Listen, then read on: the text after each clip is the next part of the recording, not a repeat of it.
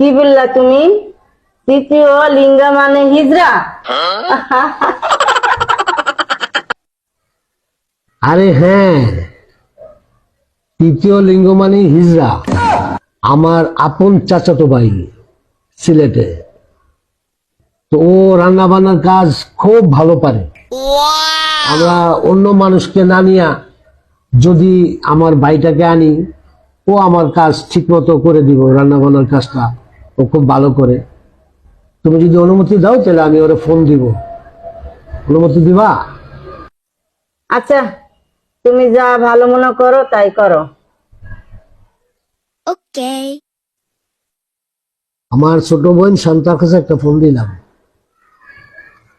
শান্তা, ভাইয়া তোমরা আসনি বালা? আর কান্তা কান্তা বাড়ি আসেনি? দিলাও খান্তার লোকের কথা কই যাই। খান্তা, আসসালাম ওয়ালাইকুম সালাম। হ্যাঁ ভাইয়া ভালো আছে। আচ্ছা খান্তা, আমার তো তুমি তো জানো তোমার ভাবি আমরা দুজনেই কাজ করি ভাই। এখন খানি টানির খুব সমস্যা হইতে আছে। তুমি ঢাকা চলে আসতে পারবে নাকি?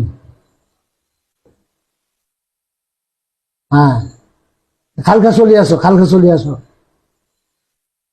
খালি টানি ভাগ করবা আর কি, আর করতে না। আচ্ছা আচ্ছা, তো রাখি দেই। হ্যাঁ, আচ্ছা ভালো থাকবে সবাই। হ্যাঁ, ওয়ালাইকুম সালাম। ওকে।